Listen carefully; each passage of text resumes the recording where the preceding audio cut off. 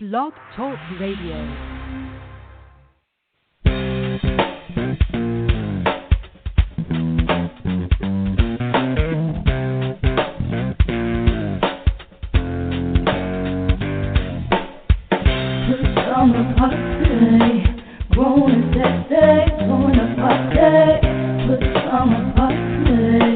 Party crew, keep it real for you. No clothes allowed. It's summer party.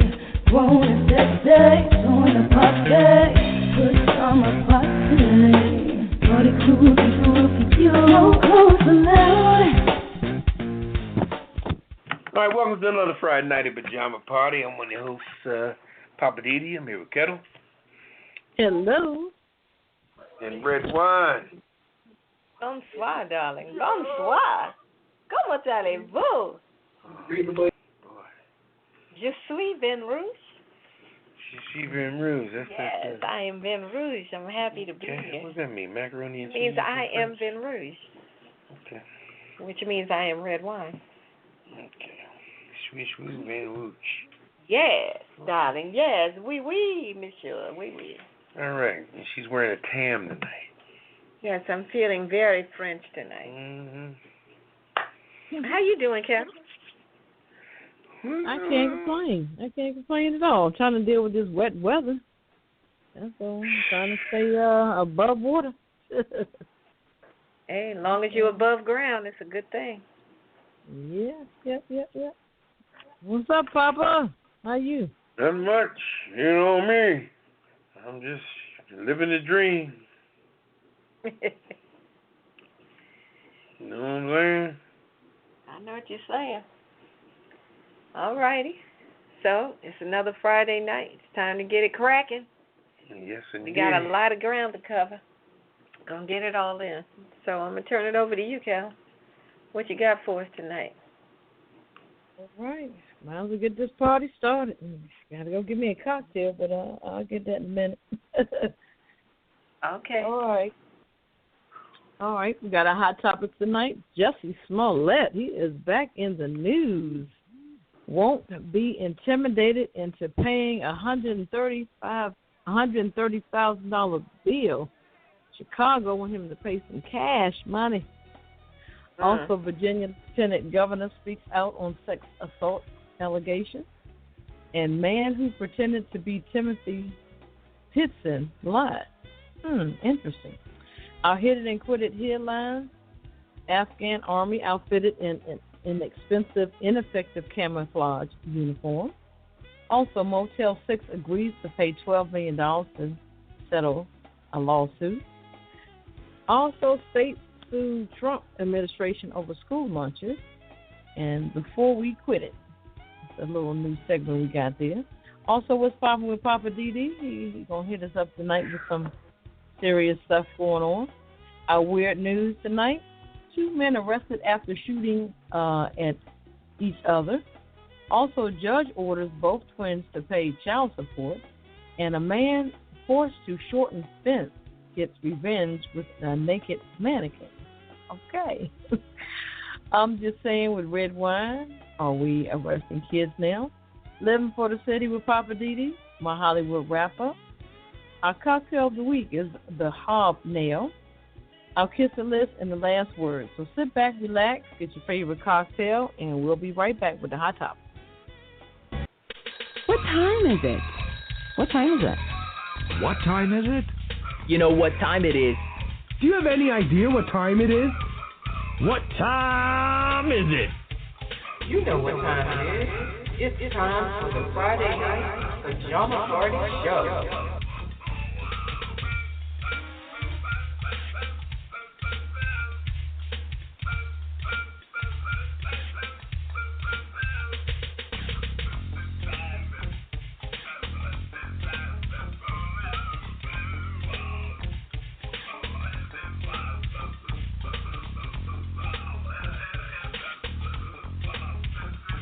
All right, welcome back to Pajama Party. I'm one of your hosts, Poppa DD. I'm here with Ketel.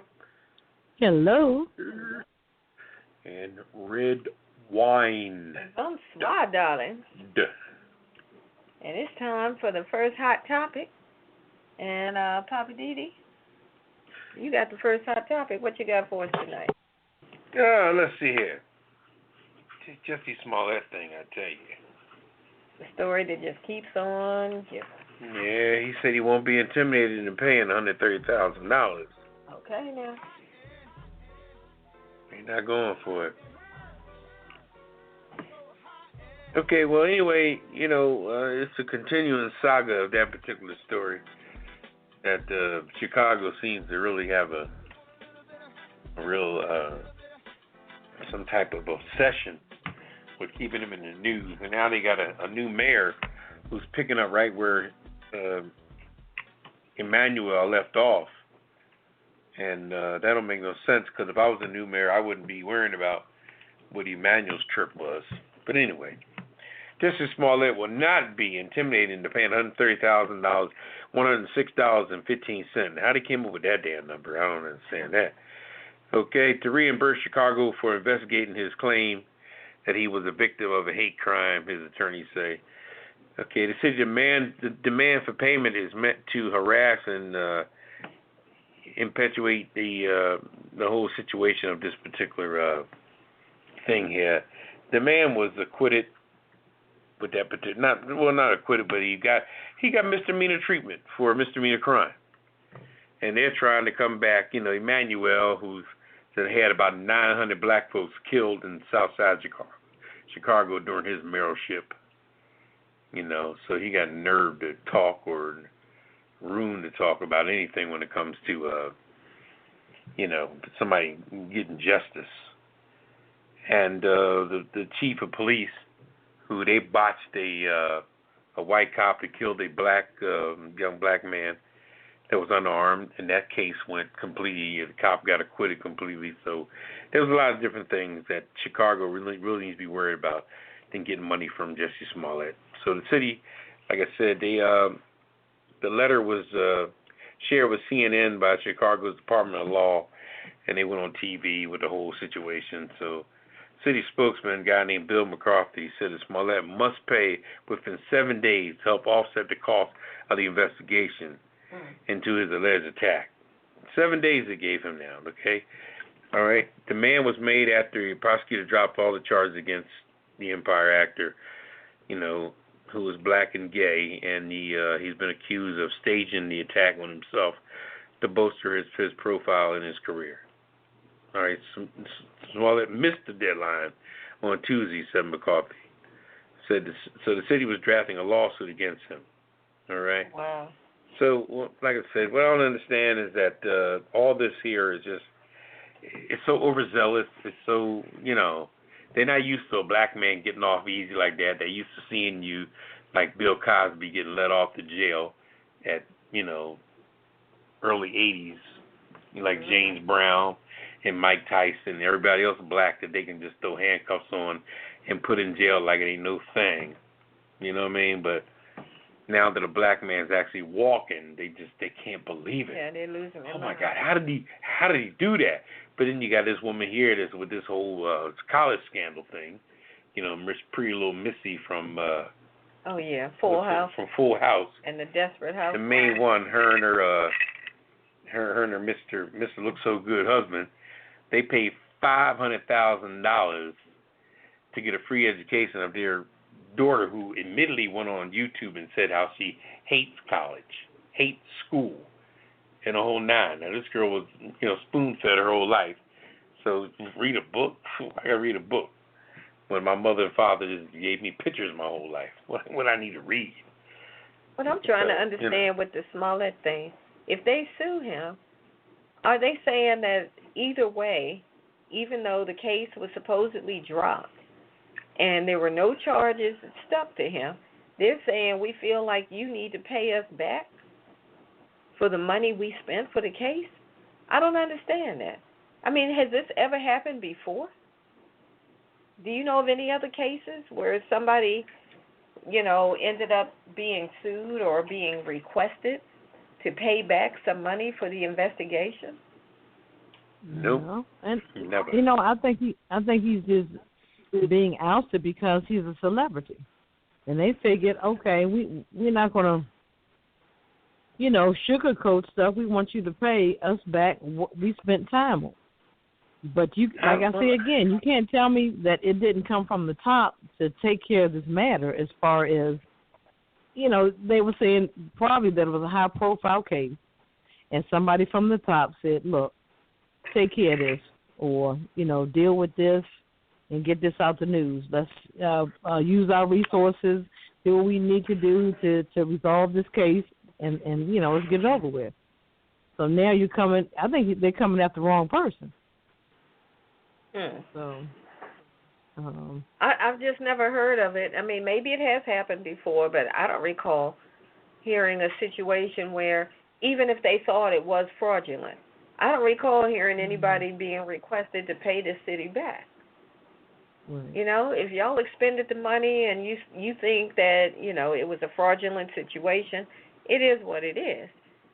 Right. Will You you just have to get that ask money a back some regular other citizen? way. Yeah, I'm just wondering, if he had not been a celebrity, would they have still been requesting? I don't, that money? I tell you, I can understand what you're saying, Ketel, in some respect, but the one thing I just can't agree with, I just don't think that a black man, no matter what his status is, will be able to make a move like that, because that's just not, it's not in the cards, and that's what they're shocked about. They just don't see that happening, and like I said, they're not even given that college thing where this woman did $500,000. I can see the other one. What was the other actress name? The housewife, Desperate Housewife. Desperate Housewife. Felicity. The one with that husband that looks like he's 900 years old. Anyway, the main one. This lady spent $500,000, and she was going in there on some type of a sports scholarship with all the pictures and fake me out pictures and rowing, fake me out. Rowing. They were supposed to be pro rowers on a pro rower scholarship where the SAT was already done for them, and the whole nine. And she walked around smiling at the courthouse, signing autographs like it was no big deal. And you see Bill Cosby around the courthouse, what he was doing. Hell, he had a cane and people helping him down the steps and all kinds of stuff. But this woman's like smiling like everything just going to go away, which it probably will. In fact, they're going to say they settled out of court for an undisclosed amount of money, because if they offer to give $2 million to that county or what have you, just like Smollett did when he took that, because the biggest thing with that situation is that when you break down the misdemeanor, a misdemeanor has words on the books on what that charge calls for. Right. And when he went on and paid big money for it and paid his, said, look, keep my money, keep my little $10,000 bail or whatever it was, $20,000, keep that, and I'll do some community service. I'll go around, pick up some trash over in Southside Chicago for a couple of days, yada, yada, whatever. And that was the extent of it. And they displayed it out. But then when Emmanuel and that police chief came back with all that venom, it was like, damn, ain't y'all talking to the damn judicial side of the city? I mean, you know what I mean? Like, no, they're just out for revenge. The right hand wasn't talking to the left. Yeah. Don't you think? I thought, I don't know. But is he running for something again? Is that why he's pushing the issue? Emmanuel? Yeah. Emmanuel ain't running for nothing, because he only got in here because he was the chief of staff for Barack Obama. And he ruled Barack Obama's reputation. But what I'm saying, that's the only reason why he got somewhere. But now, like I said, he done watched over 500 black folks get killed in Southside Chicago with a bunch of cases still open. So Emmanuel, he's done. He's done, please, So do you think Jesse should go ahead and give him the? Do you think Jesse should give him the money? That $130,000? Why? That's taxpayers' money. They have to get it back some other way. Because like you said, if he wasn't a celebrity, would they still be going after him? No, the regular Joe Blow. He wouldn't be news. He wouldn't be news. And they know how Poppa Empire. The sad part about it is Chicago is trying to stay with him so they could stay just as relevant as Empire is. because they know right now the Empire's pretty hot. He's pretty hot on Empire. And I've been watching Empire the last couple Wednesdays, and hell, he's still doing his thing. You know, he ain't lost no beat. Well, So. I wish him well. Because I agree with you, Ketel. Why should he give it to him? Well, wasn't the case was already settled. Exactly. How you gonna come on the back end and say, oh, by the way, I mean, you know, when you walk out of court after dealing with a case, don't you want to get in your car and just drive away? Right. If it's over, it's over. Yeah. By the time you get halfway down the highway, oh, by the way, hey, look here, hey. Yeah. You may have gotten Look, away we with need this. you to come back and we want you to pay this money. Shit, are you kidding me? That joker done jumped on. He's if the already. judge didn't say I had to pay it, then the heck with you. Yeah. Did he win that award on the Image Awards? No. He didn't win. And he was a nominated, no-show. but He didn't show up? he didn't go. No. He was I thought nominated, he was I think it would have been 50-50 as far as support. Yeah. Yeah, you're right. Because, you know, that's the sad part about things, too, because even in our own community, you know, black folks talk a lot about Trump and stuff like that, but we got some of our people who are just as asinine as he is in their own way. You know what I mean? But you know what? That's because I think people accuse people, just like when Barack Obama was running. There were people who were accusing people of supporting him just because he's black. And you have people who were saying, look, yeah, I'm supporting him just because he's black. And why not? And then you had other people saying, no, his race you don't think, has nothing to do with it. I'm supporting him because I believe in what he stands for. I believe in, you know, his platform and all of that. But I really do think deep down inside, a lot of those folk who were saying that, they were supporting him because he was black. They just didn't want to say it. Why not? And I think when it comes down to people like Jussie Smollett, when you have a celebrity and something goes down, even Bill Cosby, you had a lot of people who were supporting him just because he was black. Simple as that. They were like, no, we're going to stand behind a brother because he's a brother. Come on, who? Bill Cosby? Bill Cosby, Jussie Smollett, any celebrity. But why not? That's what I'm saying. People get behind people not because you really believe in your heart that they are right or wrong. How do you think that Trump got in office? Because they're black. How do you think that Trump got in office? I'm not disagreeing. I'm saying that people get behind people sometimes, not because they believe in what they're doing. It's because they're black. It goes deeper than that. I mean, Trump got in office because he was at those primaries, you know, with straight belligerence, and that was a dog whistle to all the trailer park trash that was listening to that stuff. Those evil, vicious jokers, way up in the sticks somewhere, or poor white trash within the trailer parks. They was loving it. Absolutely. And they just came out in droves. But they the said, point I'm making God. is that sometimes because it is assumed that black folk will get behind another black person just because of their blackness. And why not? You have some people who will push and go the opposite direction just because. Just to show that I'm not really. Exactly. Yeah, exactly. To say it's not about their blackness. If he's wrong, he's wrong. Like with Bill Cosby. They want to talk all sophisticated. If he's wrong, he's wrong. Well, you know, if he's a rapist, I'm not going to stand behind a rapist. I don't care if he's black. You know, sometimes people talk. Some people speak their life like they're always being monitored or like they're always being looked at. They're worried about so much stuff instead of worrying about their own ass. They worry about the reputation. They worry about the neighborhood. It's political. Sometimes it got to do with it. Sometimes it's worried about the whole correctness. Yeah, folks want to sound correct, even though when they go home behind closed doors, they're a like, mess. I'm gonna stand behind the brother. They are a mess, exactly. We know people like that. We all know people like that. Of course. And even let me ask Ketel this one. Let me ask Ketel. Ketel, remember when the DC snipers started, right? Mm-hmm. Black folks were rooting for this to be a white person. Because we were like, it's no way. That's a black man picking off people in D.C. Mm-hmm. That's some white stuff. Yeah, but also it's no way that's a black man. On that case, we were crushed when we found out it was a black man. When he was convicted, they didn't spend no time sending that boy to the gas chamber, did they? They sure didn't.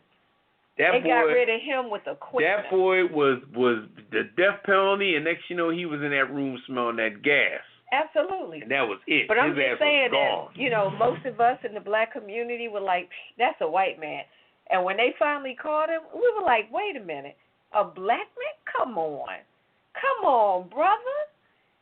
Every time, I'll admit it, when I see crazy stuff on the news, some woman got snatched, somebody got this and that and another, and when they catch them and I see a black face on TV, I'm like, come on, brother? Really? You know, but that's the way it goes. I'm just saying, you know, sometimes black folks just get behind people simply because of the blackness. And then sometimes they do the opposite just because of the blackness. That's all I'm saying. So, all right. Let's talk about, speaking of the blackness, let's talk about the lieutenant governor in Virginia, Justin Fairfax. And as you know, this brother is being accused of some sexual improprieties.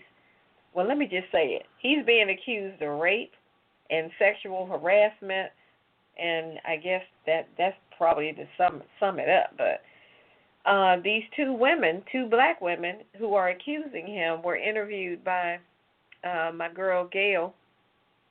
What's Gail's last name? King, thank you. Gail King on CBS this morning during the week.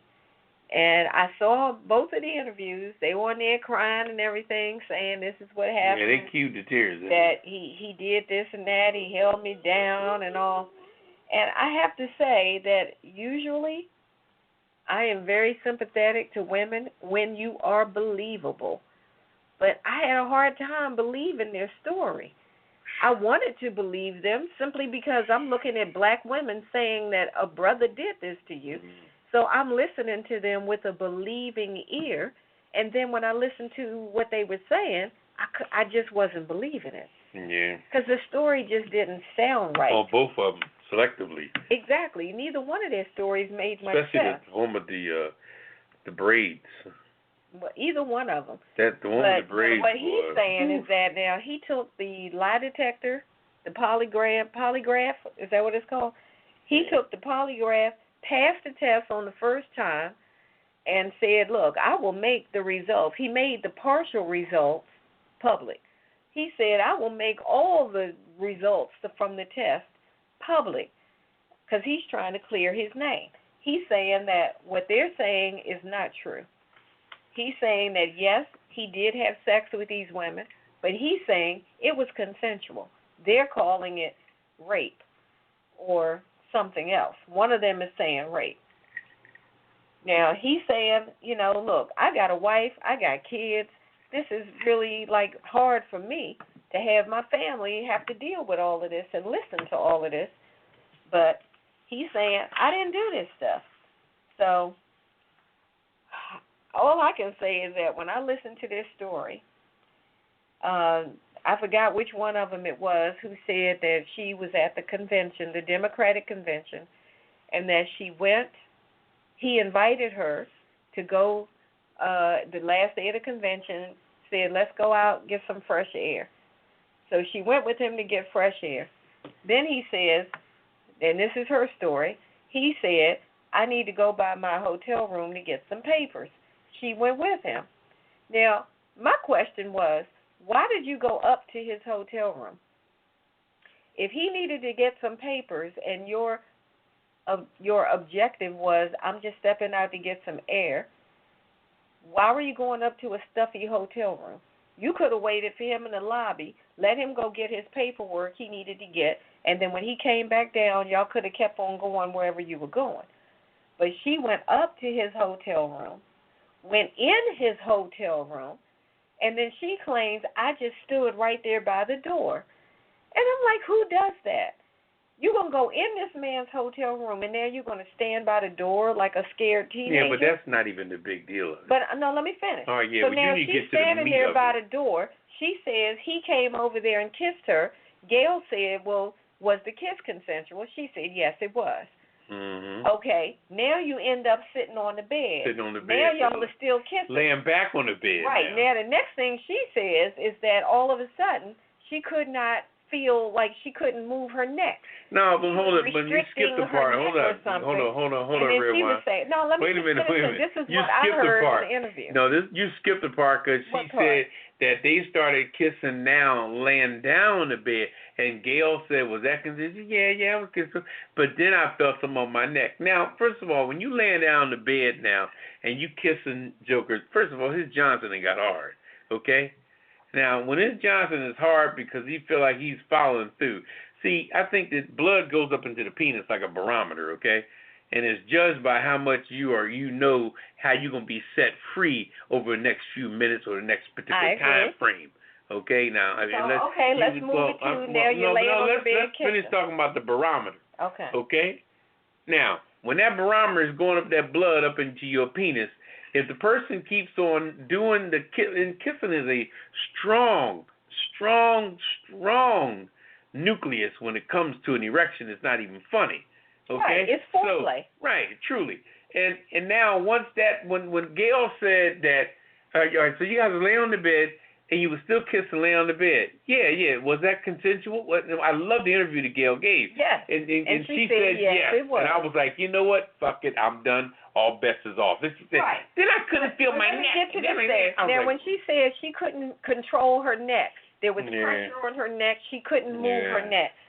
I'm saying, okay, unless you're saying that now you've been tied up or something, your hands were free, your legs were free. If whatever was happening, and even if somebody had your neck with both hands, you still have both hands you can use. Why didn't you just move? Do something. Move your arm. Swing your arm. Do something. If you really wanted to not be in that position, personally, I feel like you could have done something to extricate yourself from that situation. So to say he basically forced her head into his crotch, and then whatever went down, and now she's feeling like you took advantage of me, you made me do something I didn't want to do.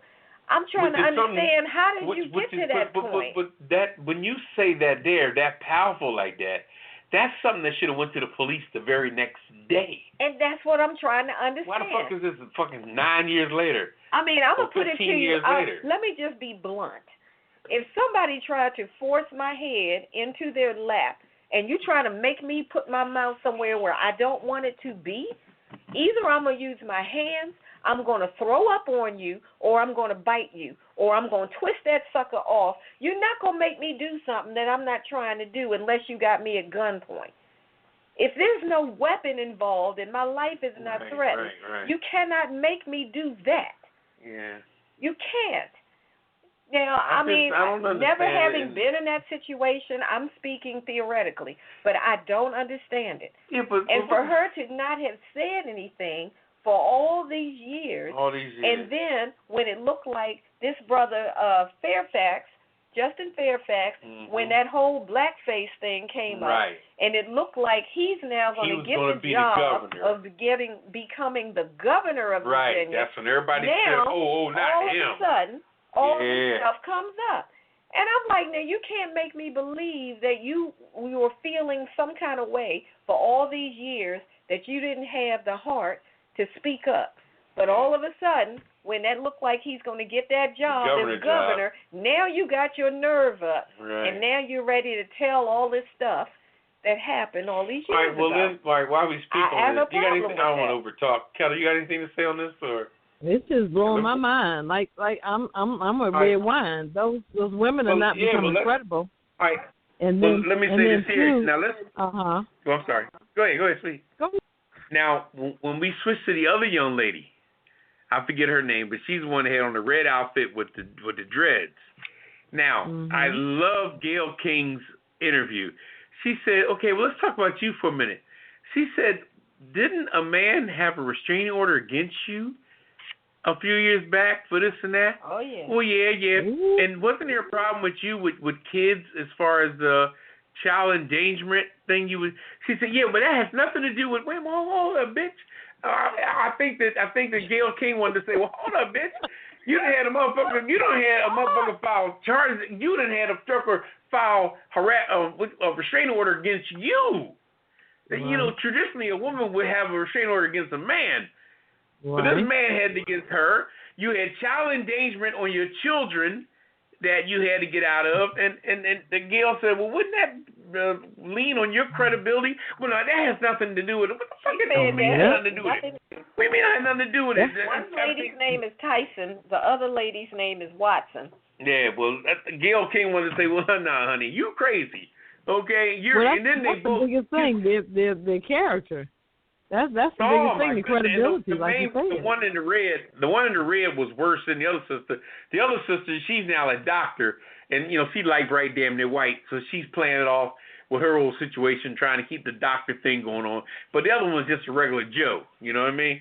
And she's just a crazy motherfucker, straight up. And you could tell she just got her hair done. She had some fresh cornrows in her hair and all that. Then she cued the tears immediately, like she just does this whenever she has to. Oh, you should have seen it. I'm like, are you kidding me? It was a mess. It was a mess. But what gets me though on this whole thing, now let's not get past the fact that the governor situation with the blackface has been shelved a little bit. You know what I'm saying? Oh, it's been totally shelved. It's been shelved, and the governor's out there doing his thing, and he's hanging out with black clergy and all kind of shit, trying to get back into the black folks' bosom. But they still fucking with the lieutenant governor. I'm like, well, wait a minute. How the hell did you let go of the guy sitting up there in blackface in the yearbook in a Klan outfit, and he claiming he ain't neither one of them on the picture? Wait a minute. It's on your page. Right. And I think it was the page had his name on the top. But yet neither one of those. It was the one. He was the one in the Klan outfit, because the one they had on the blackface, the teeth and the smile and the lips was not his fucking lips, not at all. If you look at his lips and look at the picture on the thing of the person that with the blackface, that's not the same smile. That's not the same teeth structure or nothing. He's the one in the Klan outfit. If he would have said that, it would have been a done deal. But his stuff is already shelved and out of the news. And they still messing with the lieutenant governor, and I'm like, well, damn. How are y'all? They have done everything except for tar and feather this brother. Just like Smollett, the same thing. The brother can never get a break. I don't care what's going on. You got the dude in Hollywood. What's his name, Ketel?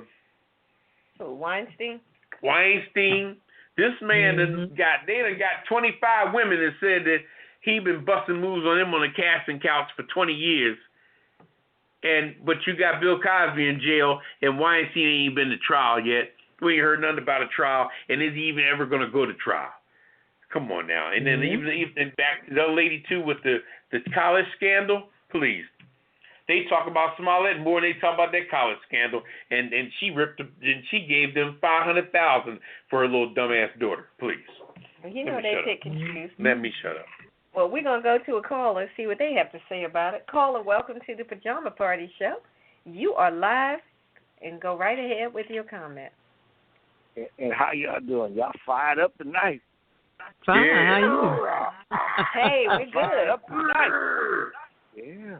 So, see, all it boils down to that the lieutenant governor, he had an affair with both of them back in the day. The girl talked about her neck. He asked her to do something. She didn't want to do it. She done it before. And also, she wants to talk now. So he's going to give her a job. He wouldn't give her one. Okay? Mm-hmm. But he's already passed the polygraph. Yeah. He said it didn't go down like that. Everything was consensual. Yeah, but then you got the Republican doing it. She done it before. He told her, okay, don't worry about it, honey. Do this for me now. I give you a job, okay? Then he crossed her, okay? That's all it is. Yeah, probably so. Exactly. One of them claimed that she had confided. Just like that judge had a affair with that woman. Yeah, he raped that woman. Yeah. Oh, I don't like you no more. Get out of my face. I don't know who you are. That's all it gets down to. Okay. Well, this one of those women who accused him said that she had confided in him. Well, she said she had confided in him that she had been a victim of incest or something, had been raped when she was a young child or something, and she felt like he took advantage of her because he knew that information about her. She claims that he told her, nobody's going to believe you anyway, or that I don't think you'll have the heart to tell anybody, or some stuff, something like that. And he's saying, that never happened. I did not do that. Now, it sounds incredible to me. You know, she's coming up with this whole story. He's saying, I passed the polygraph. So either he's cool like ice. Yeah, but. Or she's making it up. I'll tell you one thing, too, we got to look at, too, which was cold-blooded.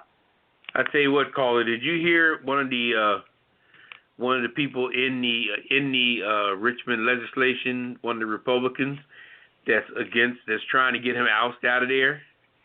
And his comment was that he said that Charles Manson passed the polygraph. So what does that mean? And this is a big white dude. I don't know his name, but that's what he said at a press conference. He said, yeah, we're going to get him out of there for these actions. He's claiming he did a polygraph test, but Charles Manson passed the polygraph, so we're not buying that. Now, I think that lieutenant governor should remember that dude, okay? Remember him strong, because that's very personal, and it's got nothing to do with anything. And I feel like this here, especially when it comes to men, for one, let he without sin cast the first stone, for one, okay? And for two, you should never bask into other people's misery, because you never know when misery going to go up your butthole, okay? You can't sit back and judge, oh, my God, I can't believe that, can't believe that, can't believe that. Well, you can't believe shit happens until it happens to you. That's when you really look in the mirror and say, well, damn, I didn't know I would be the victim of this shit. Well, you never know. People never know what's going to crawl up you. Hell, you can just be a victim of circumstances today. And for this guy to give you all that confidence with his big, fat white ass, and act like he's holier than thou, really, give me a break. You can probably do an investigation on this fat ass. Really, you can probably investigate this fat ass in 5 minutes. Look at the bottom of his shoes and see he's been walking in one of them little porno joints with a little boost, and see he got little cum stains on the bottom of his shoes. Oh, so, boy. What the hell? Give me a break. Anyway, we're not going to go there. Anyway. So you already went there. I'm just saying. I mean, you know, I just don't like people to get on TV and talk like they're holier than thou, knowing that, you know, if you got if you have any improprieties in your life at all, please, when it comes to judging other people, you really need to keep your damn mouth shut. Knowing that you doing some bullshit after midnight. You know what I mean? Come on. I'm just saying, you know. All right. Well, thank you. I didn't mean to get everybody quiet in the room, but that's all right. We just trying to regroup. You can hear a pin drop. Yeah, it got quiet in here. No, but that's how I feel when people get on air and we're gonna get rid of him, and Charles Manson passed the polygraph, so we're not going for that. I'm like, wow. Okay, like your life has been. He's gonna write a check to both of them, and you'll never hear from them again. Yeah, especially the one in the red. She's broke down. And Jill asked her, were you doing this for money? And she said no. Yeah, sure. She said, this is not about money. Nobody's giving me any money. She should have been honest. She should have been honest. I would have said, yeah, I do expect some restitution for this. And at least she would have been honest, you know? But, you know. All right, we're going to move on. All right, thank you, Cole. We appreciate your input. We're going to move on to Ketel. You got one more for us, Ketel. What you got? Yeah, this little boy, he claimed he was the young man, Timothy Pitson, that they were looking for. Now, this guy, his name is Brian Michael Rennie. The young man who told police he was the missing teen Timothy Pitson has a history of lying to the police about his identity. Okay, we got a nut on our hands. Police reported on Thursday that the person who identified himself as Pitson, who disappeared when he was 6 years old in 2011 and will be 14 years old now, was, in fact, a 23-year-old from Ohio. A DNA test proved the young man was not Pitson. Rather, he is Brian Michael Rennie. And this wasn't his first run with the law. So why he did it, I'm not sure. Maybe we're just dealing with a nut. You said it. He's a nut. Right. So it goes on to say that the U.S. Attorney for the Southern District of Ohio said Rennie had actually, on 2 prior occasions, claimed to be a victim of juvenile sex trafficking.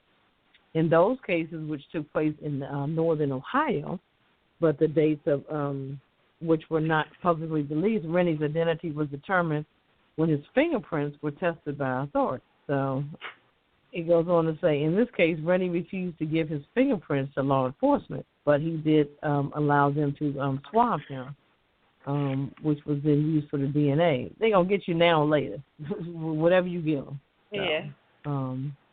So now he faces federal criminal charge for lying to a federal agent, which is punishable with up to 8 years in federal prison. And I'm like, okay. Is he stupid or what? Well, somebody, who was that? One of his relatives said that he was crazy? His brother said it. His brother came on and said, yeah, I'm not surprised. He's nuts.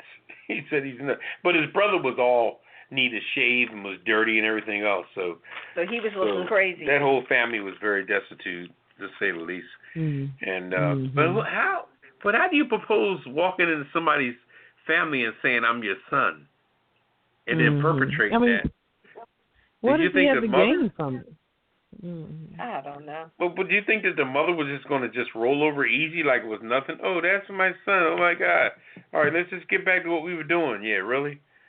No, she's like, that ain't my damn son. What the hell was that? But this is the stuff that Lifetime movies are made of. Mm-hmm. You know? White folks he probably thought he was going to get something out the deal, money or recognition. Maybe he just always been in the dark somewhere and haven't had nobody's giving him no attention. So this is his way of getting attention. Yeah, but if you claim to be somebody's family member, the family is going to take you in. They're going to give you a bed and all the rest of that shit. So he was expecting a lot more than money. He's expecting to be taken in and being, locked into the family. Or like the Griswolds, he's expecting to be in the back of the damn station wagon. I mean, it was just crazy. That was crazy. Well, they took whatever test to prove who he was. Yeah, they said he was an ex-con and a crazy guy, a drug addict. That's sad. Yeah, that was weird. Mm-hmm. Who does that? Yeah, I'm telling you. He does. That's who. But my biggest thing is, did you expect a mother to buy that? You can bring your dirty ass in front of a woman and say hi. I mean, and how do you just walk out of nowhere into a police station and claim that? Usually when you find somebody's child, you see him in the supermarket. And this dude is 23. 23, and the boy only got captured. He's supposed to be 14 now. 14. He got captured in 2014. When he was, 8 or 10 or something like that? 2014 he was abducted, yeah. Yeah. The kid would be 14 now. This man is 23. So he trying to pass himself off as a 14-year-old. That was some sick stuff right there. Yeah. Yeah, y'all said it's sick stuff. That's what it is. Yeah, that was sick. That was sick. Anyway. Okay. I want to talk about these Afghan uniforms real quick. Afghan army is being outfitted by the Pentagon in these expensive, ineffective camouflage uniforms. So bottom line is that the Pentagon is spending, $93 million to buy 1.3 million uniforms with a forest camouflage, but that doesn't work in Afghanistan. You got the wrong camouflage. I don't know what Afghanistan looks like, but let's just say it looks like a desert, and they're buying forest camouflage. Why would you do that? And the crazy thing about it is that this particular forest camouflage is, what do you call it? It's a pattern that you got to pay to get the license to use. So they're spending money to use a specific license for this pattern to put it on these folks in an area where it doesn't work because you got the wrong camouflage. And they're spending all this money talking about we trying to help the Afghan folk. You ain't helping them. You're putting a target on their back. Yeah, that could be money that Trump's trying to funnel. Because that Afghan... And that's what I'm getting at. That Afghan war is in with Russia a little bit. About this. You could have gotten the right camouflage, which would have cost less money for the government from the defense budget, but you spent money on this expensive Trumping stuff. It up. That's the wrong camouflage. Why? I think he's trying to get... And the way that he got old girl cutting money for everything. What's the girl's name from education? Oh, Devos. She was taking $14 million. She's taking $14 million from the Special Olympics and everything. So I think Trump is trying to cut money from everywhere to get through this wall inadvertently. Well, check this out.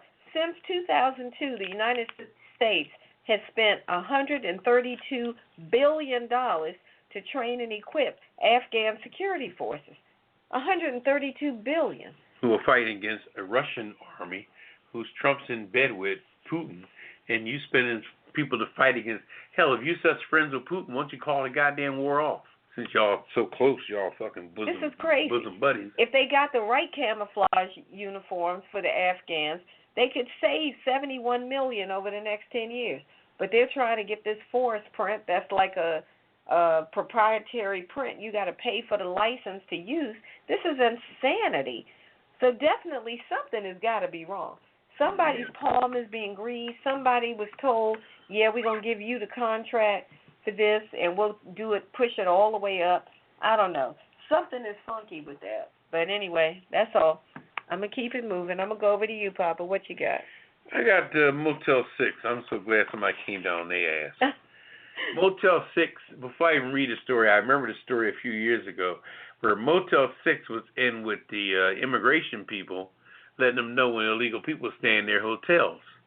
They was in with ICE and would rat on them, and ICE would come every now and then and make buses at this hotel for illegal immigrants in the Motel 6, and the manager, who probably was illegal himself in some kind of respect, was ratting in these people like it wasn't nothing. So anyway, time went by, and the agreement, Motel 6 agreed to pay $12 million in settlements of lawsuits. Okay? So the agreement applies to all Motel 6 locations nationwide. All right? Now, places that didn't even do this or wasn't a part of it still got to pay out money.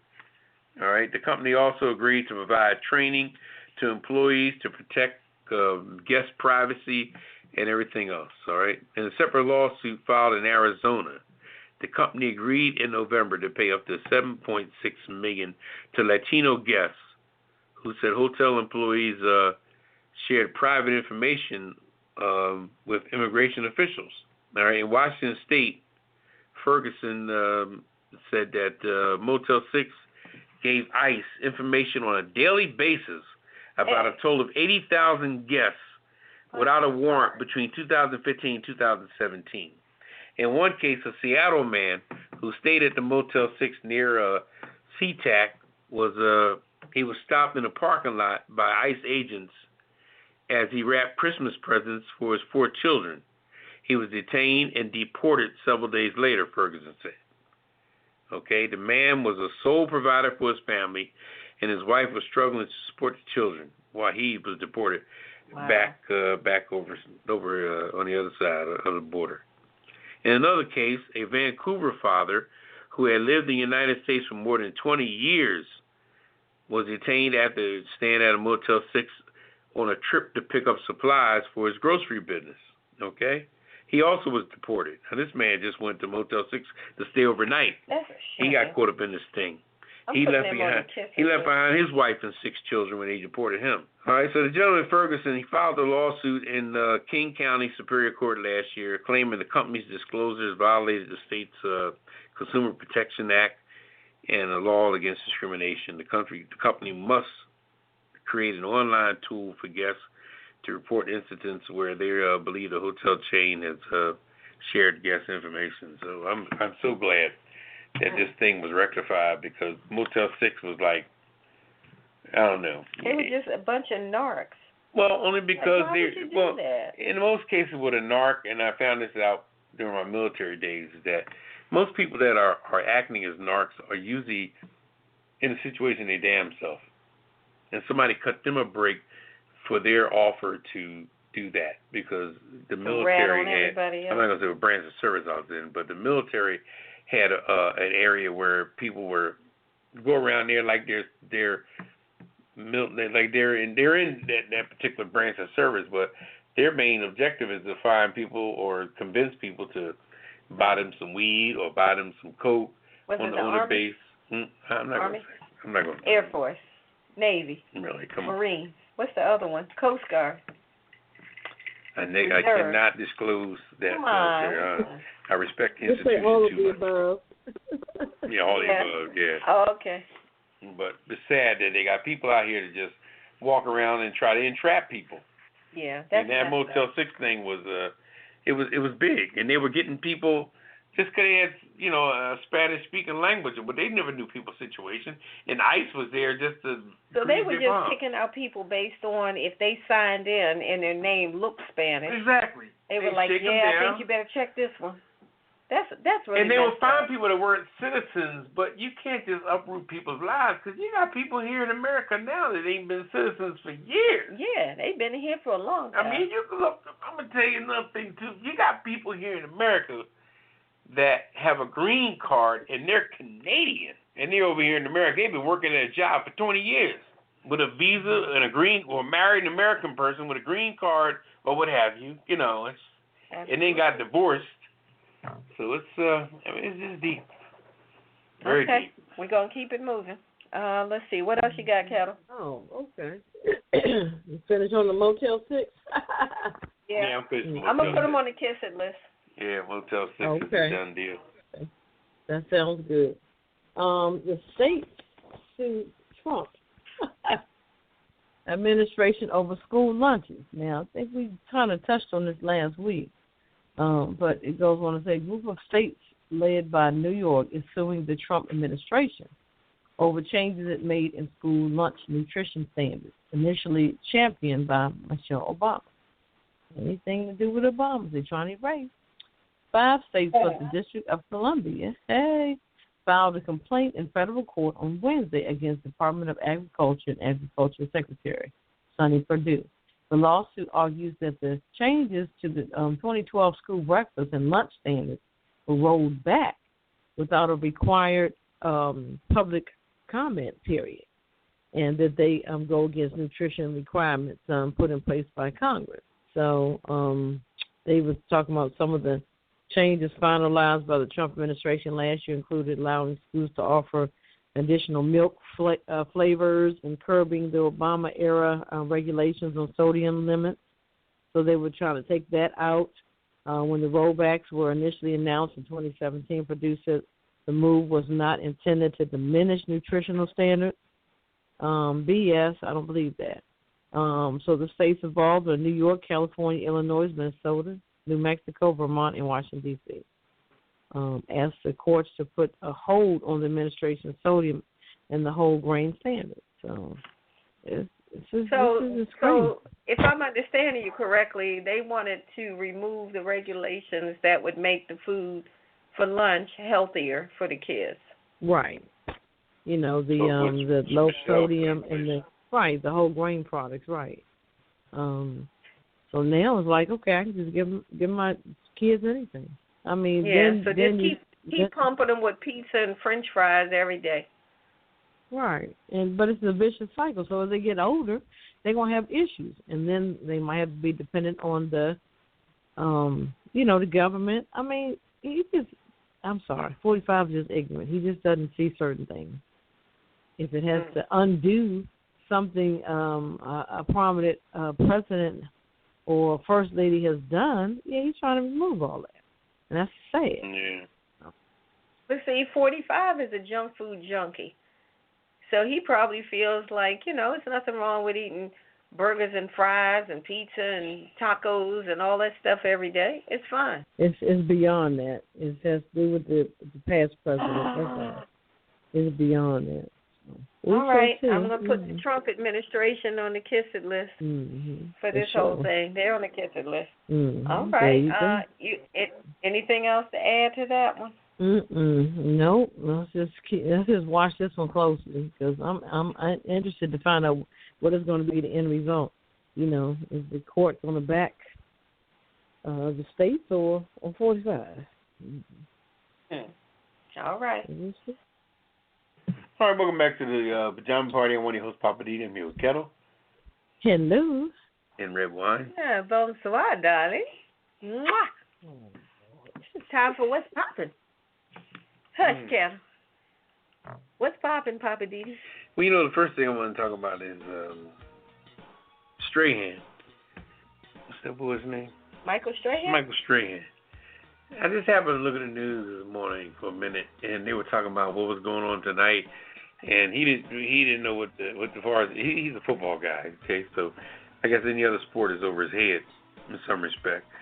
But he started saying, yeah, the Final Four, and then they started putting the graphic up on the green screen near him, and they were showing the female Final Four, which starts tonight, which is on right now. But Strahan let that go off the green screen and started talking about the 4 men's teams that are playing tomorrow night. And I thought that was just so disrespectful to the female basketball team because, as far as, let me say it now. Tonight you had, on the female Final Four, you had Baylor against Oregon, and that game is over, and Baylor won that game. So Baylor is in the championship game. And the other championship game tonight is UConn and Notre Dame. And right now the score is 24-25 in favor of Notre Dame. Notre Dame was last year's winner in the NCAA championship for the females. But Strahan just botched that whole move.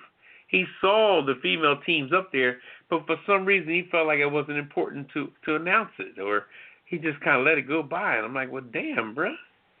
It just blew my mind because, hell, them girls from UConn and Notre Dame, they some shooters, boy. Them girls can play some ball. They ballers, And so anyway, I just want to put that out with him. But the main thing I want to talk about again is the whole thing with Smollett. It's not so much Smollett. It's just that whole the way the black folks are just so beat up until it seems like there's always some room in the drawer to beat up on black folks. There's always room. There's always a little bit of space to beat them down, whether it's Bill Cosby or anybody. There's always room, And they don't speak on other things. I mean, it just blows my mind how the demographic of people today, white folks, what have you, they're trying to live the world like it was lived in the 40s, 50s, 60s, 70s, 80s, you can even say the damn 90s. But it's not their world anymore. The interracial marriages is of an abundance, and the hip-hop world is intertwined people like you wouldn't believe, as well as social media as well. So therefore, the intertwines of races is becoming very vicious. I mean, it seems like the people that's holding on to the racial aspect is the older people, more or less. That they keep trying to funnel it down to their children or grandchildren, for that matter. And they're the ones that's keeping it going. I mean, somebody got to keep it going. And that's what they're trying to do. But the sad part about it, and I just can't emphasize enough that the one lady, what is her name? I don't have her name exactly, but the lady from Full House with the whole school scandal, she gave these people $500,000. Her husband is some type of art developer or what have you. They sit on a bunch of money. He's a fashion designer. She was around with everything. She's been hanging out with Cindy Crawford and everybody like that. So she's been making fat paychecks all over the place as well. So it accumulates a lot of money. I mean, when you can go out in the morning and put on your best stuff and dress up and just do a bunch of promotional stuff, all you got to do is put makeup on and smile, and somebody gives you a fat check at the end of the day. That's easy money. And that's all she's been making, And she's trying to keep herself, looking good. She's a nice looking lady, but she's trying to keep herself in shape, and she wears the latest fashions, and she's all stylish. And then you got her husband, you think he's supposed to look so good. He wears all kind of distinguished beards and all kind of. They project a look that's all, transparent to society. They like the older people with the night. He got the nice 5 o'clock shadow, and all that stuff that just puts them in the demographic of all that. But these motherfuckers are criminals. Straight criminals.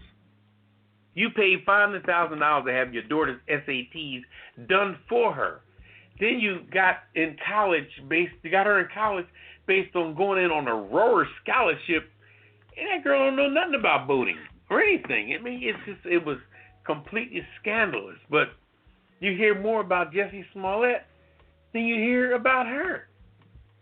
They want Jessie Smollett to pay $100,000 when she didn't pay the school $500,000 for her daughter. 4 times as much money. That's $500,000. $500,000 that they just got laying around. And they got caught. And then she's walking up to the court the other day. She's signing autographs outside like it was nothing. Did you see Bill Cosby sign autographs? I don't think so, because he's worried about his damn freedom. But she's just smiling and wearing her little outfit. She had a little gold belt and a gold outfit and all her little juries and things, as Sylvester would say. It was just amazing. I said, this is some unbelievable stuff. And it's very interesting. I mean, we got to take a hard look at this. We got to take a hard look at what's going on around us. In the same way, like I said, I'm not going to beat a dead horse. The same way with the lieutenant governor of Virginia. These two girls go on TV with this thing here, and they're still beating them up. Then you had one of the state congressional people from Virginia, Republican. He told the guy, "We're going to get him. He thought he passed the polygraph." He said Charles Manson passed the polygraph. That doesn't mean nothing. And then the girls, they're uncredible as hell, according to Gayle King's interviews, and they're still pushing against him. But the governor, who was accused of blackface from the damn beginning, his shit's out of the news. So how does the lieutenant governor, who got lured into all this because of the governor's mess, how's the governor out of the news and the brother still got his ass up against the wall? Like I said, so take that situation with the Smollett up against the college scandal and the governor up against the lieutenant governor and see how black folks are getting their ass whooped every single day. Whenever it comes to accusing black folks or throwing black folks in jail, people show no damn mercy. So watch yourself out there. Watch how you project yourself out there. If you want to fix your car up, that's nice. That's cool. But don't go crazy with it. Put some nice rims on there, but kind of forego the spinners. You know what I mean? You want some rims? You can go, you know what I mean? Don't go so big, so high, so elaborate. All this is draw attention to you. Because always remember this here. The average police officer makes about $42,000 a year. But they have access. They can go in a bank in their uniform, with their gun, their uniform, and they can get a loan based on knowing people, being part of the Benevolence Association or the FOP or whatever. They can get things, but they don't make a lot of money. So when they see you out there in that Mercedes looking all fly, they're going to pull you over to see whether or not you're stealing or dealing. Haters. They hating. So just whatever you're doing, whatever you're driving, even where you're living, you can paint your house, but don't go crazy with it. Keep it common. Always have your house match the neighborhood. Don't freak out. Unless you got a big, beautiful house from the beginning, you can't help it. But if you got an average house or a row house or a connected house or whatever, or semi-attached, get a nice paint job, get a nice roof job, get a nice chimney job, whatever you got to get done. But just watch your elaboration, because we're being watched like fucking hawks. And the minute we step out and act like we have glorified ourselves, which under the eyes of God is legal for us to do, it's legit for us to do, and it's a blessing for us to do. But the hawk-eyed, poor white trash, or the jealous haters out there, even black folks, I ain't going to blame it on white folks only. Black folks are some hating asses. They have this level of just thinking they need to keep people in the perspective you are. You can go back to your old neighborhood. Let's say you move somewhere to a suburban neighborhood. You decide to go back to the neighborhood and see Mom. And you pulling up and you ain't no parking space, so you double park in front of Mom's house, and you just brought your nice Infiniti 2019. No big deal, you work hard, you got this, you got that. So you went down to the city, now you double park. And what are your neighbors staying out the window? So, oh, wow, look at that, boy, that's a nice car. But then you also got a neighbor on the other side of the street that you never really spoke to in your life, and they're saying, who's that nigga think he is? You know what I'm saying? It's there. It's there. So do yourself a favor. When you take that Infiniti into the hood, park it. Double park it with flashers. You bring attention to yourself. Park it. You ain't got to hide it. Fuck it. You ain't got to hide from nobody. But just park it and go see your mom. I'm just putting it out there. Like I said, keep it down, keep it low, keep it right. Enjoy yourself. So don't get them 24-inch gold spinners. I think they're higher than 24 inches. Oh, I don't know. They get high. 30 inches? 36. 32? Yeah, 32, 36. I don't know. You can get 24 inches on a Hyundai. Oh, okay. I guess I'm not reaching high enough. No. All right. Well, thank you, Papa. But let's slide on into the weird news. We got some good ones for you tonight. I think you're gonna enjoy these. So, am I up first? Oh, okay. Well, let's do it. I've got 2 men arrested after they took turns shooting at each other. And this is, of course, down in Arkansas, a place called Rogers, Arkansas.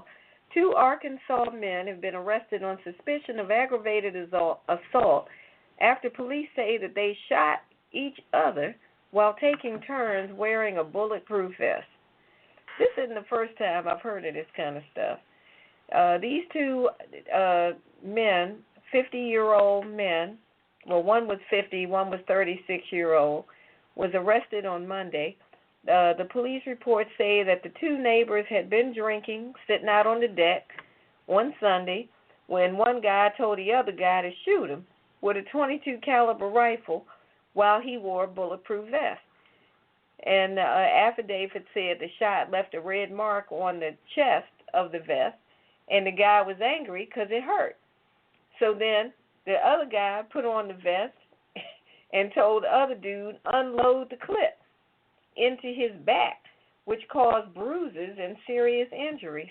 They must have been drinking moonshine if they thought, yeah, let's try to use bulletproof vests and shoot each other. So that's what happened. Court records don't list an attorney who could speak on behalf of either one. I don't know. Looks like they might serve some jail time. But the thing is, I mean, who did they hurt? I mean, physically they hurt each other, but nobody died. Nobody was maimed or anything. I don't know. Moving on. Okay, I'm going to go to Poppa DD. What you got for us? I got this other story which is crazy. It says a man was forced to shorten his fence, and he gets revenge with naked mannequins. This is crazy. His name was Jason Wendis. Jason Wendis had built a 6-foot fence, which was tall enough to keep his dogs in the yard. He said, I put this fence together for my dogs so they could have a place to run and play. He told the San Francisco station, which is KPIX TV. However, he was ordered to cut his $9,000 fence in half after neighbor complaint. $9,000 fence? Damn. Hey, that's a lot of money on the fence. After the neighbor's filed a complaint with the city, claiming that it obstructed the view of oncoming traffic for drivers at an intersection, according to Oakland station. Okay, the city agreed and ordered Wyans to alter. They ordered him to alter the fence and cut it in half, which Wyans said that he didn't consider fair. Okay, as you drive through the neighborhood, you'll see that nobody else has to cut their fence down for any reason, so I had to cut mine. That's what he told the TV station. So Wyans said, city officials said that he would be fined $500 for every day the fence remained every day the fence remained in the original condition. So he complained and he figured out he's going to pull something on them, and he put a bunch of naked mannequins on top of the fence. So when people came by, not only to obstruct their view, but he had a line of naked mannequins nailed to the top of the fence. So when everybody saw, they would have that's crazy shit.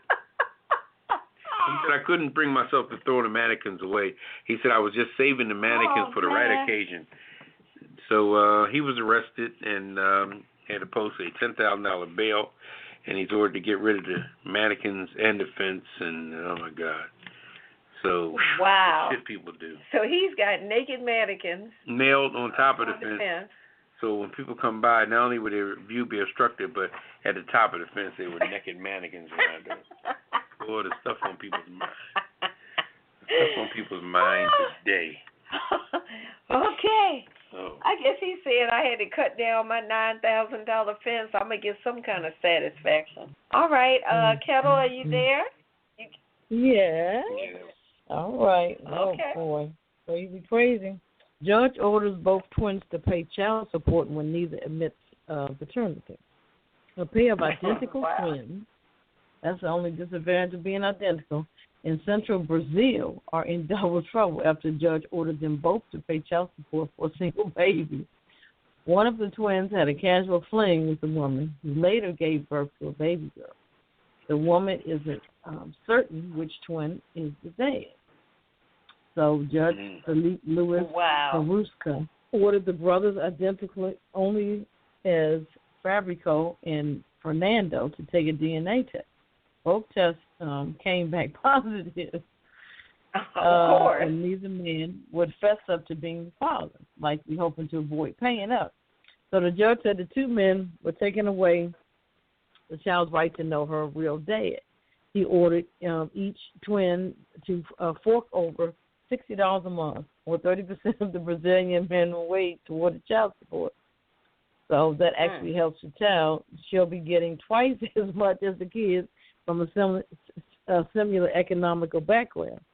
So he also called out the deadbeat dads in his court ruling, accusing him of acting in quote-unquote bad faith and stating such vile behavior cannot be tolerated by the law. So the judge ruled that the names of both men will appear on the girl's birth certificate. I've never heard that. Maybe the laws are different over here. But I thought only one name could go on them. So both of them are paying child support because neither one of them will confess of who is the father of the child. And I guess it's hard as far as the DNA test because they're twins. It's hard to distinguish, I guess. That's what I'm assuming.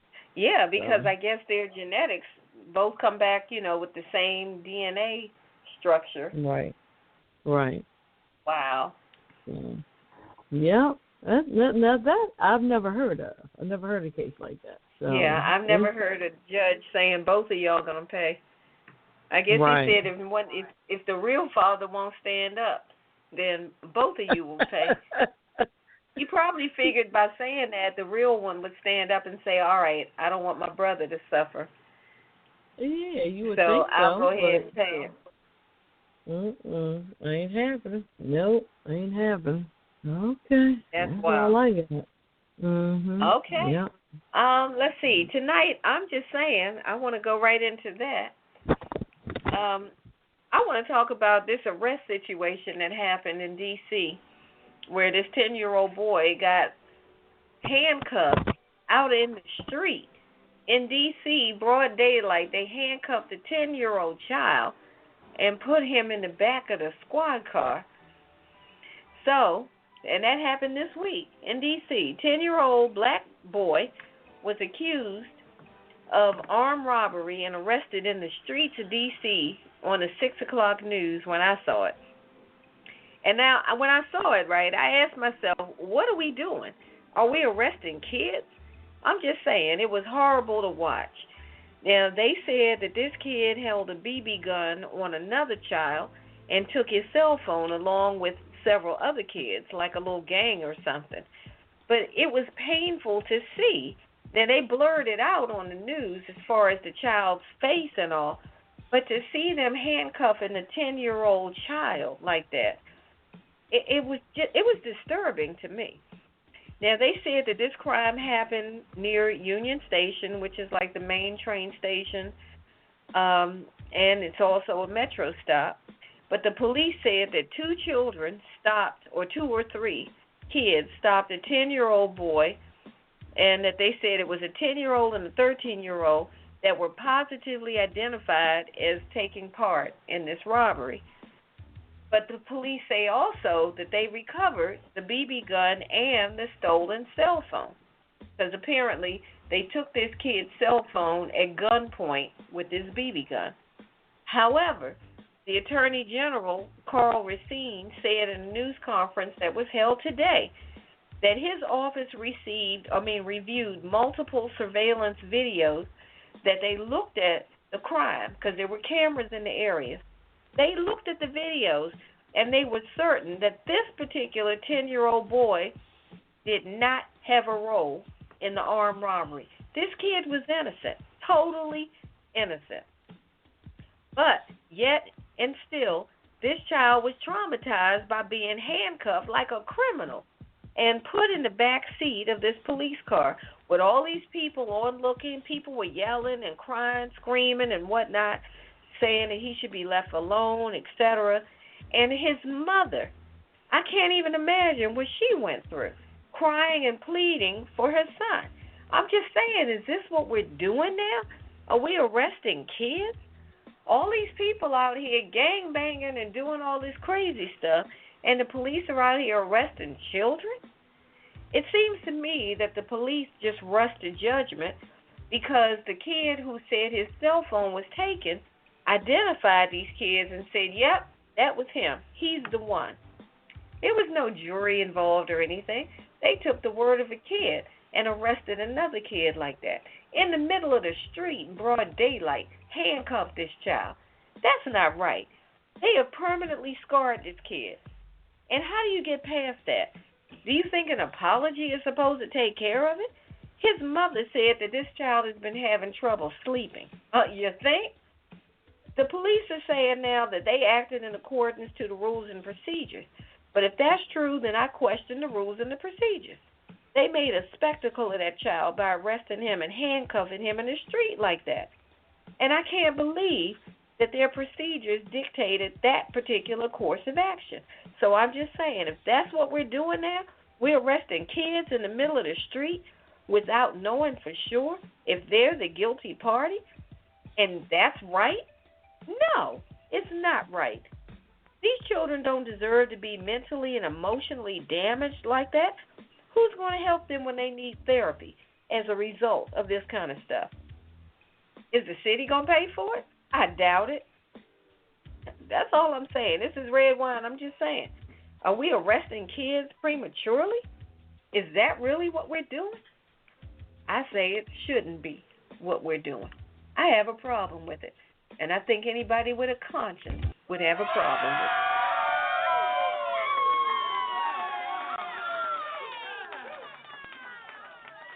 it. All right. I'm just saying. What are you going to do?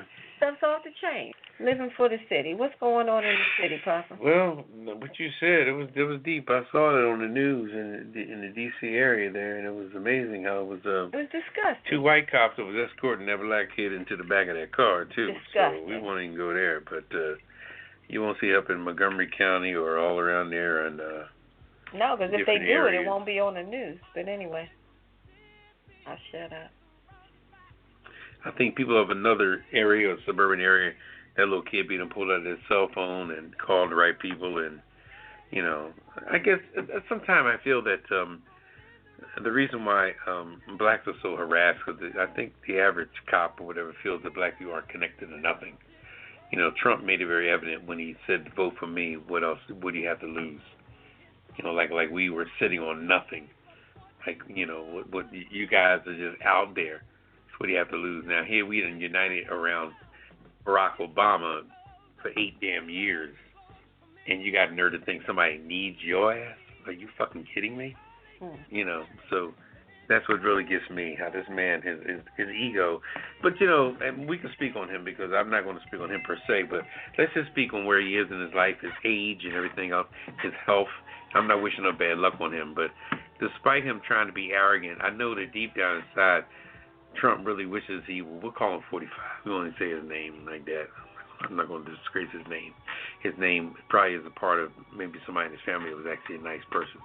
But anyway, 45, at the age he's at, and the arrogance he's still showing based on thinking he's always on camera.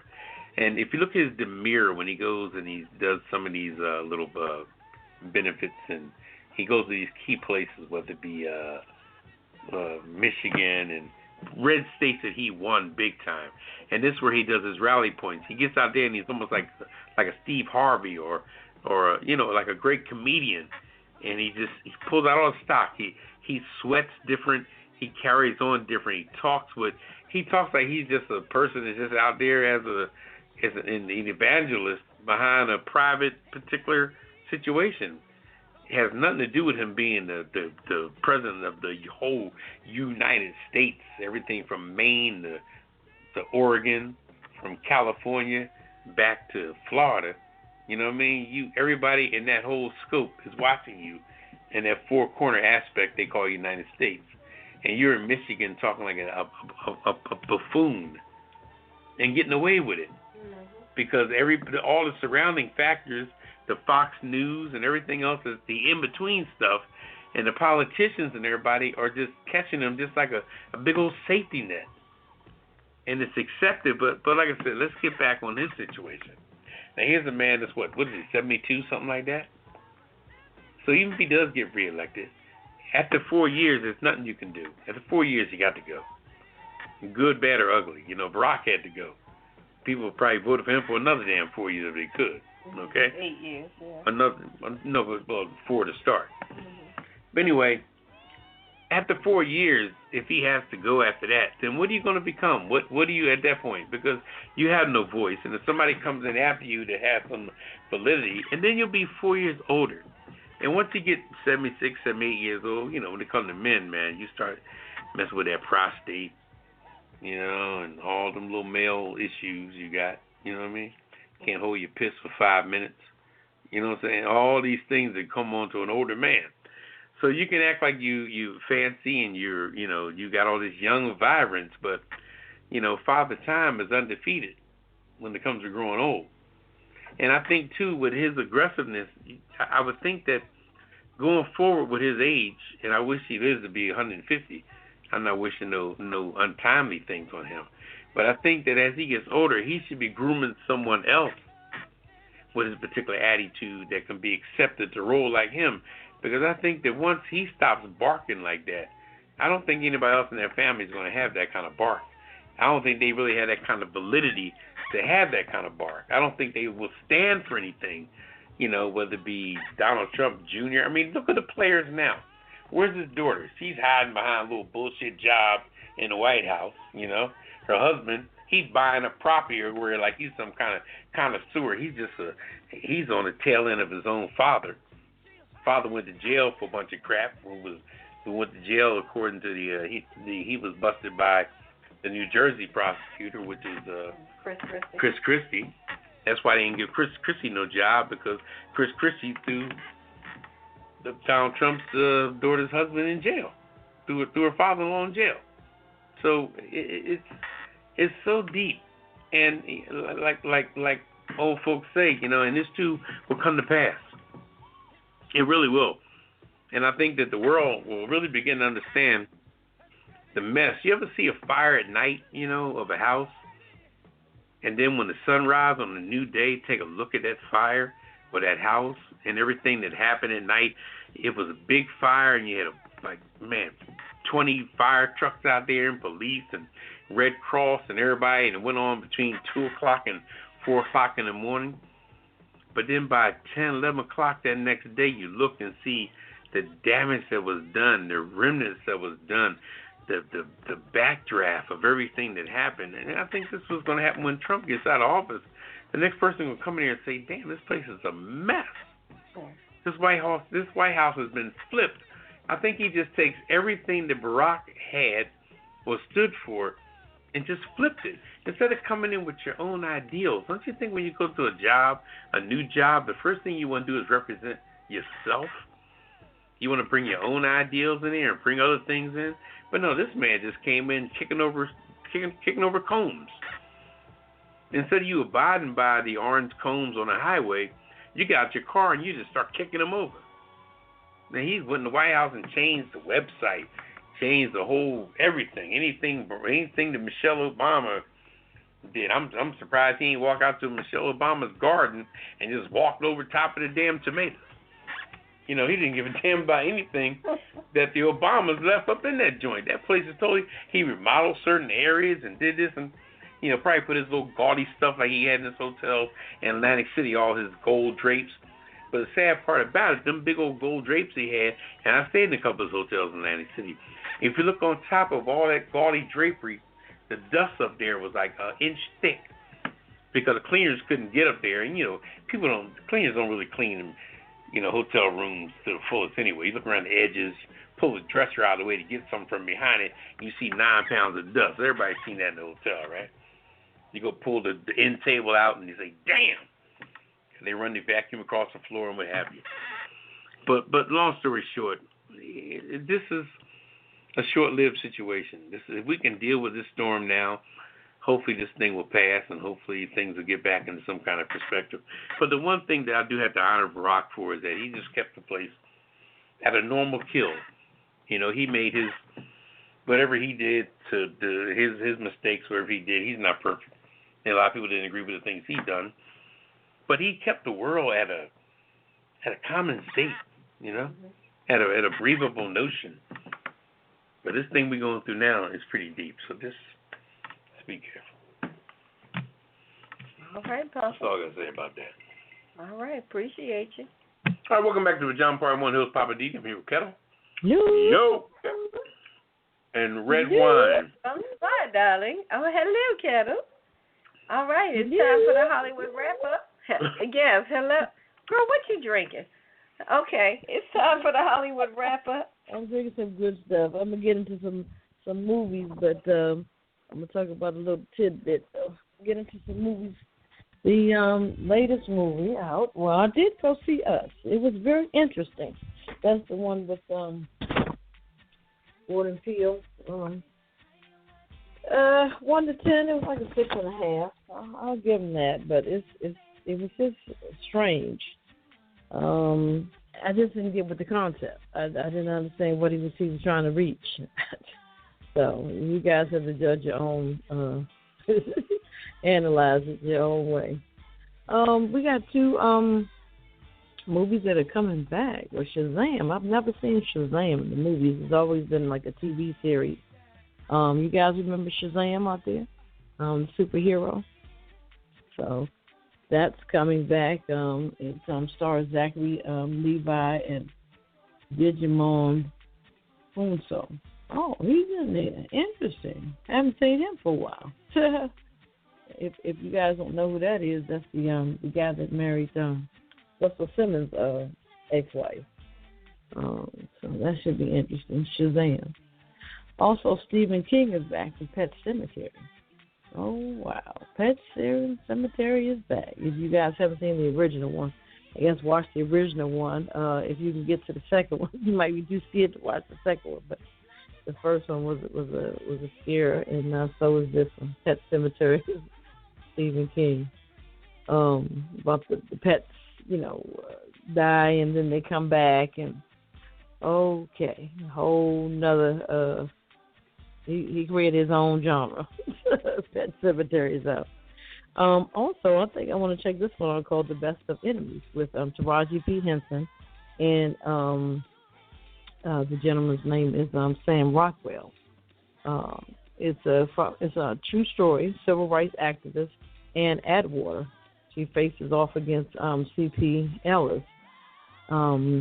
He was a Klansman, Ku Klux Klansman, and this was in Durham, North Carolina. And they fought over the issues of school integration, and they ended up pairing together, and they became good friends. Taraji, African American, and the guy Sam Rockwell was this white guy from the KKK. So interesting, but it is derived from a true story. Now, there's one movie that's back called Hellboy. If you guys are not familiar with that, that was just a crazy action adventure fantasy type movie. The original Hellboy. Now this Hellboy has come back out. So if you guys in the supernatural and human characters, you guys are like that. And one last one is Little, starring our own DC homegrown Regina Hall, Issa Rae, and Marcy Martin. She's a little girl that plays in Blackish. A little girl, the young lady Regina Hall, she is transformed into a little girl, and the little girl is transformed into the main character, the young lady. So, I mean, it's been done before, but I think it's the characters that are in the movie that will make the movie. So, you guys need to go check out Little. Also, one last note. Kathy Lee Gifford. Today was her last day from the Today Show. She would do the third hour with Coda, and guys were always drinking wine and doing their thing, whatever. But she was on there for 11 years, and she's saying farewell to the Today Show. After she leaves there, she plans to do movies, and she did say books. So she's still working. She's up there in age, but hey, she's still working. She has a son and a daughter, Cody. The son was there, and the girlfriend, and the daughter. She didn't make it, but they did do a videotape, and they were just saying how, talking about their mother and her career, and how influential she was in their lives and things like that. It was pretty good, pretty touching. So, Kathy Lee Gifford off the Today Show after 11 years. Matter of fact, Jenna Bush, she's going to take over. That's President Bush's daughter. She's been back and forth on the Today Show, but she's going to take her spot, with Coda. All right. Well, that's my Hollywood wrap-up for the night. All right. Appreciate it. Give us on what's happening out west. All right, girl. All right. Let's see, what you got for us tonight for the cocktail of the week? It's called the Hobnail.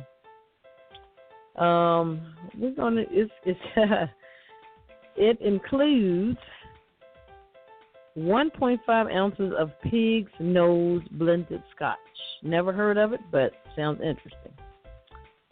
0.75 ounces of ginger syrup, 0.75 ounces of lemon juice, 1 teaspoon of Averna Amaro, which is a liqueur, and also 2 dashes of Angostura bitters. We're going to shake that and double strain into a rock glass. Add ice and garnish with a healthy swab of orange. So, pig's nose blended scotch. Interesting. So that's called the Hobnail, Hobnail, Hobnail. Interesting name. Okay. So you can check that out on the website at apajamaparty.com. We'll have it up by tomorrow. But take a look at it. You might want to try it out. It's tasty. Let's see. Thank you for that, Ketel. Let's see. Oh, the kissing list. Read Poppin. I'm ready. Oh, I'm ready. Can you tell us about the kissing list? All right, the kissing list is everybody that showed their butt over the last week or so. We put together a list of everybody who, thought they were bigger than life itself and got caught in the act or what have you, and you got a song for them at the end of that. So, first person I want to put on the list is, I got to get that woman's name, man, the one from Full House. Oh. Anyway. What's her name? Lori? Is it Lori something? Yeah, Lori something. We'll call her Lori something. Yeah, the Full House Lori lady. Laughlin. The Full House lady. Lori Laughlin. Lori Laughlin. She was actually working with Cindy Crawford over the last couple of weeks. I think Cindy got rid of her ass. She said, "Don't come near me, you criminal." Anyway, Cindy got rid of her. Let's see. The Department of Defense with these Afghan uniforms, and I think that it's really money being funneled toward that wall. Yeah, you got Motel 6. The Motel 6 rat on all those immigrants that was staying there. They wasn't nothing but a bunch of narcs kissing the government's ass, so they just as illegal they damn self. How many times you go to a motel? Well, I've never been to a fucking Motel 6. But anyway, I'd rather sleep in the car. Anyway, the Trump administration for trying to roll back the school lunch program. Michelle Obama put together a healthy school lunch program, and Trump's administration trying to feed them kids corn dogs and a bunch of carnival food. All that sodium.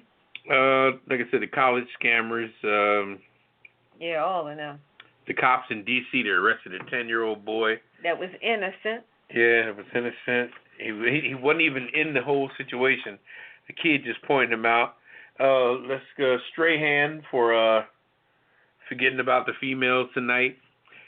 Also, the coach of the Notre Dame team, she said that she don't want no men on her coaching staff. You know, she said men got the power and they run this and run that. We don't want no men. They won the championship last year. They had a couple men that recruited good people so they could win, and she got rid of them after they won the championship. So right now, didn't need them anymore. Yeah. All right. Anybody else, Ketel? You got anybody? You guys have covered it all. All right. Well, we have something for everybody on the Kiss It list. Here's your prize. My entire ass. Kiss my Irish ass. You better kiss my Irish ass. This world kiss my ass. Kiss my ass. You can just kiss my ass. Baby, you can just kiss my ass. Oh, you can kiss my country ass. I said if you got a problem with any of that, you can kiss my natural born redneck to the bone, ever-loving country ass. That's right.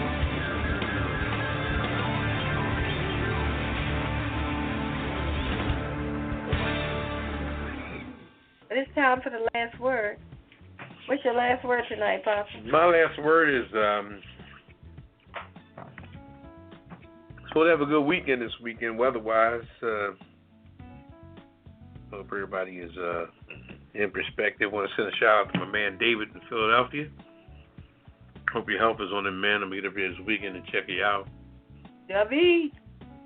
Bonsoir. Mon ami. Mon ami. Hope you continue to stay on the mend, brother, and get back healthy. I got a birthday coming up, so you can hang out with me. Maybe we have to sneak you out of that place. And anyway, we'll talk about it. All right. Well, my last word is, it was my turn. Oh, I'm sorry. My last word is just, to the D.C. police, stop jumping so quick to arrest these children. Yeah, that little if kid they had haven't, nothing to do with if it. you don't really know what the situation is, don't be so quick, because you don't know. They're out there playing judge, jury, and executioner, and that's not cool. So that's all I'm saying. I'm gonna go over to you, Ketel. What's your last word? My last word, I really didn't have one at first, but until I heard this last caller, all I can say is it's gotten me through a lot of things is grace and mercy. Yep. Grace and mercy. Let's just strive for that. Let's pray on that. Mm-hmm. Yeah. All right, Ketel. Ketel. Get you through. Yep. All right. Well, we want to thank everybody for hanging out with us tonight. Yeah. Please visit our website at apajamaparty.com. That's apajamaparty.com. Thanks to our parent company, DC Homegrown, for sponsoring our show, paying the bills, keeping the lights on, etc., etc. We do appreciate it. Thank you so much. God bless your hearts. We just want to say we appreciate you guys, and we're going to do it again next Friday night. So let's see. Next Friday night I think we're going to be pre-recorded. Really?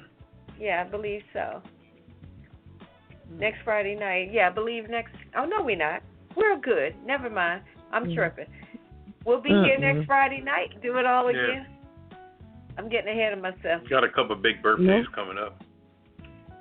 Yeah, I'm trying to keep ahead of the schedule. So, all right. Grandman coming up. Yeah, Grandman got a birthday. Got the Grandman on the Poppa 13th. DD has a birthday. Yeah. We got to get them all in. That milestone. Papa I'm scared. DD. I'm scared of that milestone, boy. That's a new thing.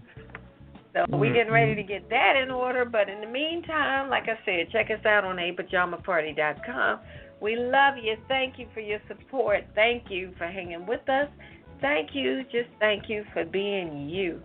And we're going to check out. So you're going to say good night to the folks, Papa? Good night, everybody. Ketel, say good night. Good night, everybody. All right, and bonsoir. Till next Friday night, we're out. Initiating shutdown sequence. Is it all over, Rock? I guess so. I bid you farewell, arrivederci, sayonara, and all that sort of jazz. Well, when you gotta go, you gotta go. Well, good night. Yabiko. Sana. I regret to announce this is the end. I'm going now. Good night, and good luck. Was it as good for you as it was for me? Now give me a kiss and say good night. Good night. Good night. Thank you. Goodbye now. Goodbye. Goodbye. Thank you. Goodbye. Thank you for attending our show, and good night.